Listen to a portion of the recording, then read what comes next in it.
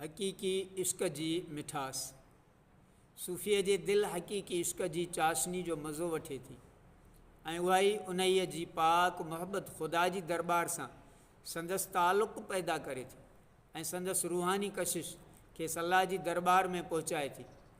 तंहिं करे हिन जे हक़ीक़ी इश्क़ जी मिठास हिर्स ऐं हवस जे ज़ाइक़े ते ग़ालिब थियो वञे, छाकाणि त नफ़्स जी ख़्वाहिश हिकु नापाक वण मिसल आहे जंहिंजी पाड़ ज़मीन मां पटिजी चुकी हुजे ऐं उहो बरक़रार न रही सघियो हुजे, छो जो इहो नफ़्सानी हदनि खां मथे न थी वञे सघियो। पर अल्लाह जे इश्क़ जी मिठास हिकु अहिड़े पाक वण जे मिसल आहे जंहिंजी पाड़ बरक़रार आहे ऐं उन जूं टारियूं आसमान सां ॻाल्हियूं करे रहियूं आहिनि।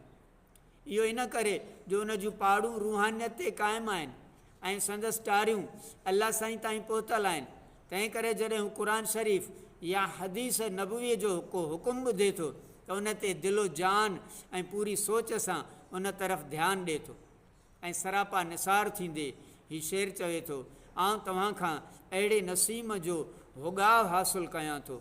जंहिंखां आउं नाआशना हुउसि। मुंहिंजो ख़्यालु आहे त उन जो तालुक़ु कंहिं शीरी धन महबूब जे आस्तीननि सां हो।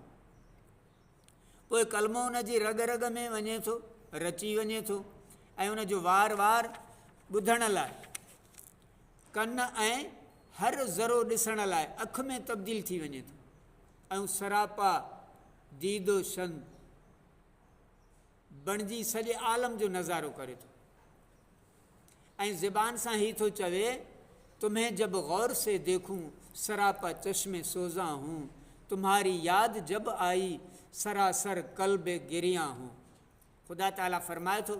मुंहिंजे उन्हनि बंदनि खे बशारत ॾियो जेकी कलाम ॿुधनि था ऐं उन जी बहितरीन ॻाल्हियुनि खे मञनि था ऐं उहे ई माण्हू आहिनि जिन खे अल्लाह हिदायत ॾिनी आहे ऐं उहे ई माण्हू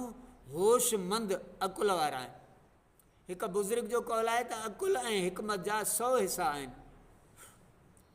जिन मां 99 हिसा नबी करीम सल्लल्लाहु अलैहि वसल्लम जन खे मिलिया आहिनि ऐं सिर्फ़ु हिकु हिसो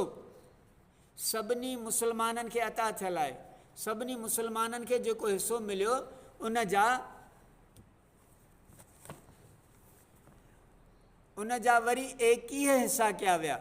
जंहिंजे हिकु हिसे में सभई मुस्लमान बराबरि आहिनि ऐं उहो आहे कलमाए शहादत ला इलाहा इल्लल्लाह मुहम्मदुर रसूलुल्लाह, बाक़ी कलमा तय्यब। बाक़ी 20 हिसनि में मुस्लमान पंहिंजे ईमान जे मिक़दार जे लिहाज़ खां हिक ॿिए ते फ़ज़ीलत रखनि था। चयो वञे थो त मथीं आयत में रसूल अकरम सल्लल्लाहु अलैहि वसल्लम जंहिंजे फ़ज़ीलत जो इज़हार आहे,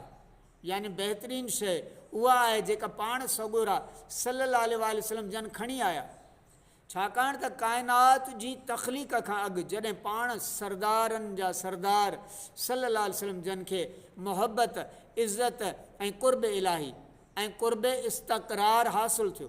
तॾहिं हुज़ूर अकरम सल्लल्लाहु अलैहि वसल्लम जन खे हर हालत में तजलिन जो ज़हूर थियो ऐं हुज़ूर सल्लल्लाहु अलैहि वसल्लम जन सां तमामु सुठे नमूने ख़िताब कयो वियो ऐं सभिनी हंधनि पाण सल्लल्लाहु अलैहि वसल्लम खे सबक़त हासिलु थी। छा अव्हां नथा ॾिसो रसूलुल्लाह सल्लल्लाहु अलैहि वसल्लम जन फ़रमाइनि था त असीं वजूद में सभिनी खां आख़िर में आहियूं पर अल्लाह जे फ़ज़ल सां ख़िताब अवल में सभिनी खां अॻु में आहियूं।